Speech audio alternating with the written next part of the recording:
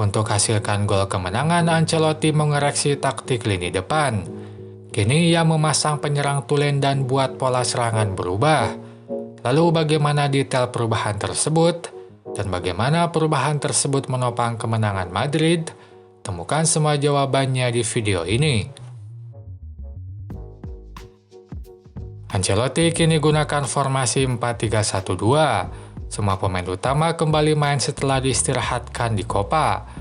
Rudiger kembali ada di belakang, Bellingham ada di tengah, dan duet Rodrigo dan Vinicius ada di depan. Yang mungkin sedikit berbeda, tak ada nama Toni Kroos yang posisinya diisi Tchouaméni. Yang patut diingat adalah posisi Bellingham, Rodrigo, dan Vinicius karena akan dibahas lebih lanjut nanti. Simeone masih gunakan formasi 3-5-2. Komposisi pemain banyak berubah setelah laga di Copa. Yang tersisa hanya 2 pemain yaitu Oblak dan Higuaín. 9 lainnya adalah pemain baru. Maka pemain utama seperti Griezmann, De Paul, dan Xavi kini ada di line up awal. Yang patut diingat adalah posisi Llorente dan Lino karena akan dibahas lebih lanjut nanti. Build-up dilakukan Atletico dengan menempatkan 4 pemain di belakang. 3 bek tengah dan wingback kanan menjadi penerima bola pertama, sementara wingback kiri maju tak ikut membantu build-up. Hadapi hal tersebut, Madrid lakukan high block. Mereka menekan lawan sejak di pertahanan. Sementara saat sudah di tengah, build-up dilakukan dengan 3 pemain.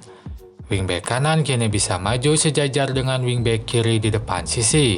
Tampak Llorente sejajar dengan Lino di sisi lapangan. Majunya wingback ini cukup penting sebab mereka menjadi motor serangan. Mereka rutin menjadi penerima bola di pertahanan lawan. Misalnya pada cuplikan ini, saat Griezmann membawa bola di depan tengah, Lino ada di depan sisi, sehingga bola pun diumpankan padanya. Atau pada cuplikan ini, Griezmann kembali menguasai bola di depan tengah, lalu Llorente maju di depan sisi sehingga bola pun diumpankan padanya. Serangan Atletico pun tercipta. Dari 2 cuplikan tersebut ada hal yang sama, yaitu Griezmann yang selalu main lebih dalam. Di laga ini memang Griezmann main lebih dalam dibandingkan Morata. Sebagai gantinya, gelandang tengah maju ke depan tengah. Contohnya pada cuplikan ini, saat Griezmann mundur, Higuaín maju dan sejajar dengan Morata.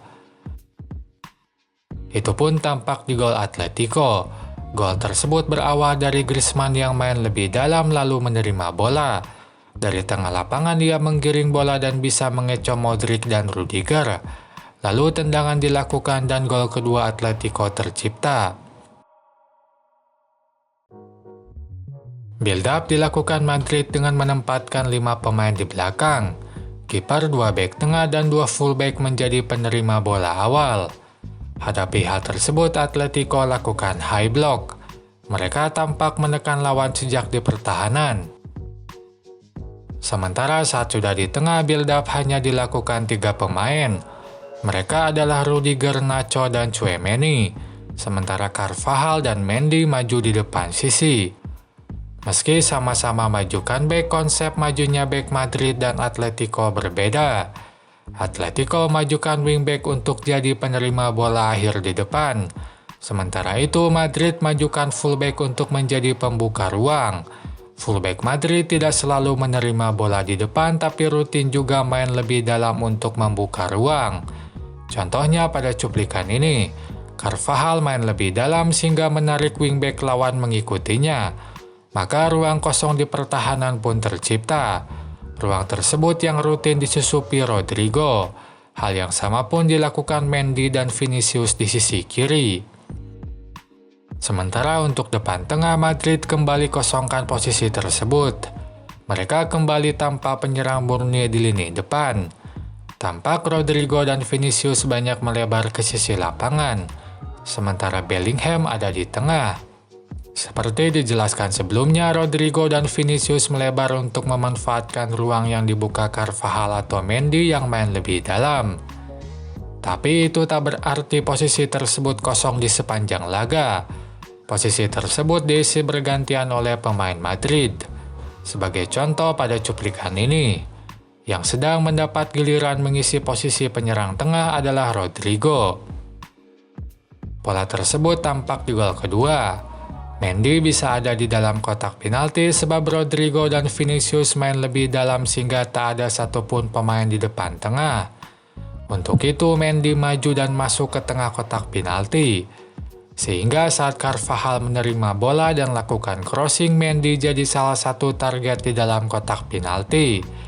Ia pun mampu mengubah crossing Carvajal menjadi gol. Baru di babak perpanjangan waktu, Ancelotti memainkan taktik penyerang murni. Itu dilakukan dengan memasukkan Joselu menggantikan Vinicius. Joselu pun ditempatkan secara permanen di depan tengah. Ia tidak pernah main lebih dalam untuk menerima bola. Tugas menerima bola di tengah dilakukan oleh Diaz dan Bellingham. Joselu pun banyak tersedia di dalam kotak penalti saat serangan dilakukan. Itu tampak di gol keempat. Gol tersebut tercipta setelah 3 serangan dilakukan. Serangan pertama dilakukan di menit 111. Serangan kedua dilakukan di menit 113. Dan serangan keempat di menit 114. Nah, dari ketiga serangan tersebut banyak perubahan posisi yang dilakukan pemain Madrid. Tapi hanya ada satu kesamaan, yaitu Joselu yang tak pernah beranjak dari posisi depan tengah. Maka tak heran saat Carvajal menerima bola di sisi kanan dan crossing dilakukan, Joselu menjadi penerima bolanya.